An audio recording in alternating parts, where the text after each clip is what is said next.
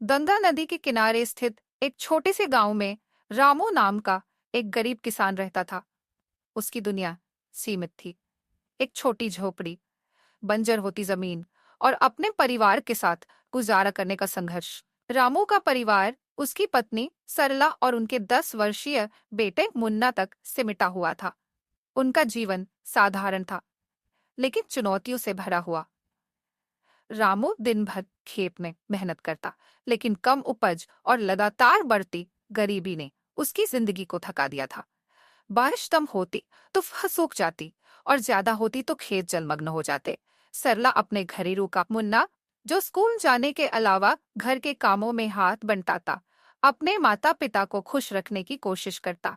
गांव में अक्सर गंगा माई की महिमा की कहानियां सुनाई जाती थी।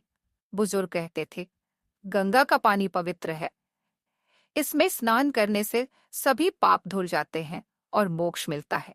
रामू ने भी ये बातें बचपन से सुनी थी, लेकिन गंगा स्नान का अनुभव अब तक उसके लिए केवल एक सपना था।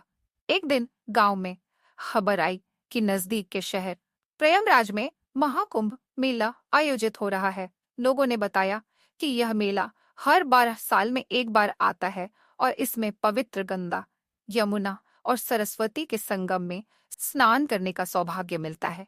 इस आयोजन में लाखों लोग भाग लेते हैं, जिसमें साधु संत, श्रद्धालु और तीर्थयात्री शामिल होते हैं। उसने सरला से कहा, सरला, अगर महाकुंभ में जाकर गंगा माई में स्नान कर लूं तो शायद हमारे दुख भी खत्म हो जाए। सब कहते हैं कि गंगा माई पाप और कष्ट हर लेती है। सरला ने थोड़ी चिंतित होकर कहा, रामू, हमारा गुजारा मुश्किल से होता है। मेले में जाना और वहाँ कुछ दिन रुकना, ये कैसे होगा?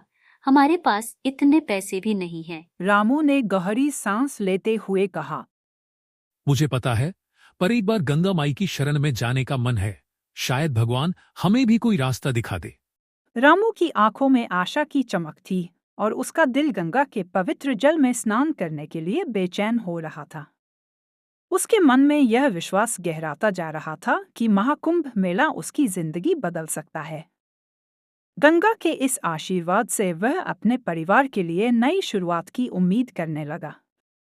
महाकुंभ के लिए गंगा स्नान की इच्छा ने रामू को भीतर से प्रेरित किया, लेकिन यात्रा की तैयारी उसके लिए किसी चुनौती से कम नहीं थी। घर में पहले ही आर्थिक तंगी थी और अब प्रयागराज तक की यात्रा का खर्चा और वहां रुकने का इंतजाम करना एक असंभव सा सपना लग रहा था। रामू ने सरला से चर्चा की। दोनों ने अपने घर की स्थिति का जायजा लिया। सरला ने कहा, अगर हमें गंगा माई तक जाना है तो हमें अपने खर्चों में कटौती करनी होगी। शायद कुछ दिनों तक कम खाएं या फिर कुछ सामान बेच दें। रामू ने सहमति में सिर हिलाया। उन्होंने सबसे पहले अपने पुराने मवेशी को बेचने का निर्णय लिया। गांव के हाट में जाकर रामू ने अपनी गाय को बेचा।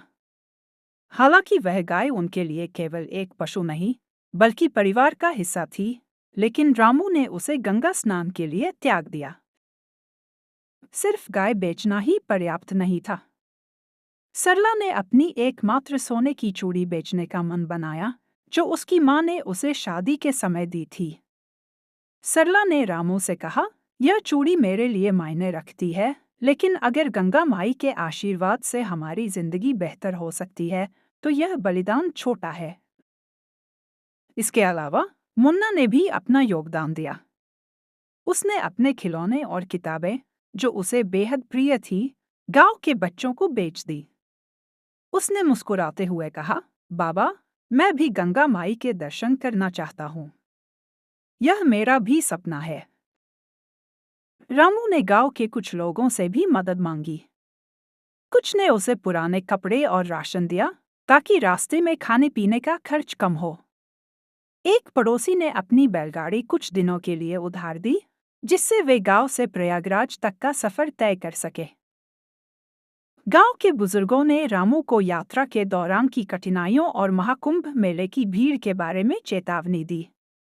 रामू ने उनकी बात ध्यान से सुनी और परिवार को हर स्थिति के लिए तैयार किया। सरला ने चूल्हे पर सूखा खाना जैसे रोटियां और लड्डू बनाकर साथ ले जाने का प्रबंध किया। कई दिनों की मेहनत और त्याग के बाद रामू के पास इतना धन और सामान इकट्ठा हो गया कि वे महाकुंभ के लिए निकलने की हिम्मत जुटा सके। यात्रा के लिए बैलगाड़ी में जरूरी सामान रखकर रामू, सरला और मुन्ना ने गंगा माई की आस्था और उम्मीदों के साथ अपनी यात्रा शुरू की। उनकी इस यात्रा में केवल गंगा स्नान का सपना नहीं था, बल्कि उन कठिनाइयों और त्यागों का प्रतिबिंब भी था जो उन्होंने इसे संभव बनाने के लिए किए थे। यह यात्रा उनके विश्वास, समर्पण और दृढ़ इच्छाशक्ति का प्रतीक बन गई।